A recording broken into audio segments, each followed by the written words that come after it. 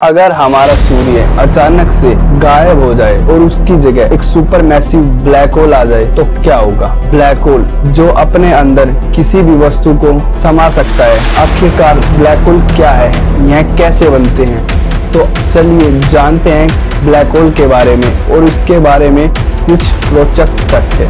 तो चलिए शुरू करते हैं। ब्लैक होल नाम से ही डरावने लगते हैं, पर असल में यह क्या है।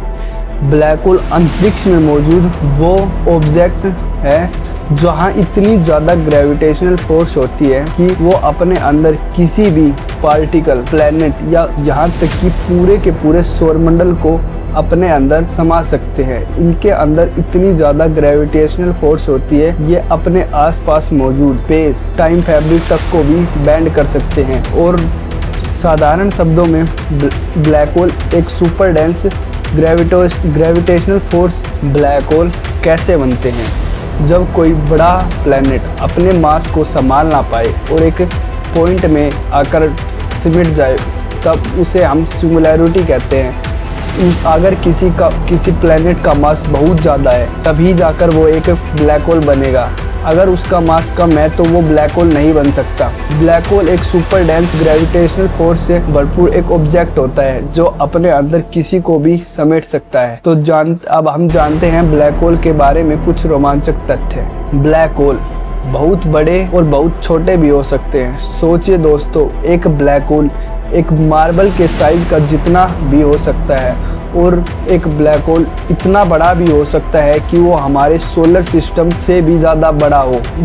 ब्लैक होल, अब हम जानेंगे ब्लैक होल के इवेंट होराइजन के बारे में। ब्लैक होल की वो एक अदृश्य लाइन होती है, क्रॉस करने पर चाहे वो प्लैनेट हो, चाहे वो मैटर, यहाँ तक कि डार्क मैटर, वो भी उसके अंदर खिंचा चला जाएगा, वो भी वहाँ से बाहर नहीं निकल सकता। ब्लैक होल ग्रेविटेशनल फोर्स इतनी ज़्यादा होती है कि वो अपने आसपास मौजूद स्पेस टाइम फैब्रिक तक को बेंड कर देता है। वो स्पेस टाइम फैब्रिक को इतना बेंड कर देता है कि वहाँ से वर्म होल जैसे कंसेप्ट भी आ सकते हैं। ब्लैक होल के पास जाने पर हमें टाइम डायलेशन जैसे कंसेप्ट भी फील होते हैं। आप जानते हैं इवेंट होराइजन के पास जाने पर हमारा समय रुक जाता है। यदि हम पृथ्वी पर एक दिन बिताएंगे और ब्लैक होल के इवेंट होराइजन के पास जाकर वापस लौटेंगे तो कई सालों बीत जाएंगे दोस्तों। ब्लैक होल कभी कभी चमकते भी हैं। जब ब्लैक होल के पास कोई बहुत बड़ा सितारा या कोई न्यूट्रॉन स्टार आ जाए और ब्लैक होल उसे निगल जाए तो उसके अंदर से बहुत ही हाई रेडिएशन गामा रेज निकलती है और उसको हम एक्रीशन डिस्क के नाम से जानते हैं। ये इतनी ज़्यादा हाई रेडिएशन बीम होती है कि इसके प्रभाव से कई लाइट ईयर्स दूर की गैलेक्सी तक को यह ख़त्म कर सकता है।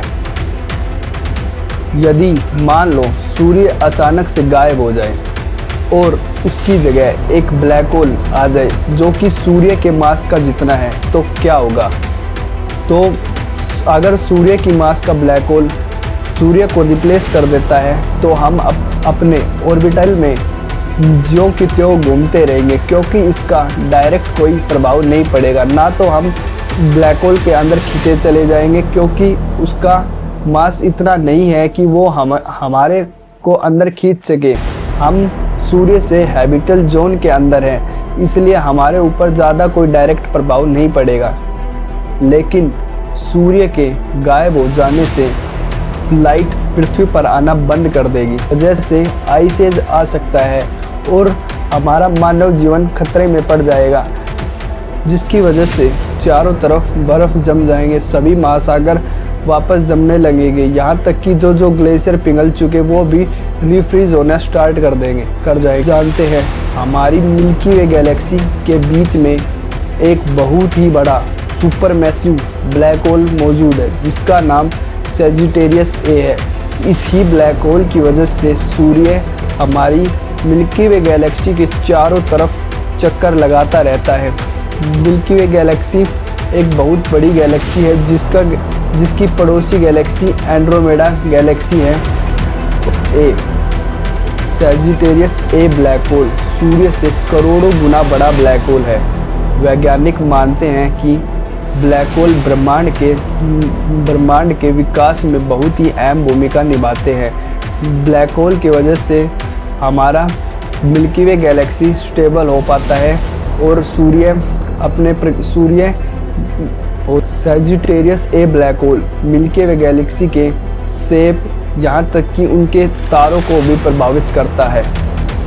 मानते हैं कि हम ब्लैक होल की मदद से एक जगह से दूसरे जगह भी जा सकते हैं, क्योंकि वो स्पेस टाइम फैब्रिक को इतना बैंड कर देता है, वो एक वर्म होल तक भी बना सकता है। ब्लैक होल रोमांच एवं रहस्य से भरा एक सुपर जाइंट है।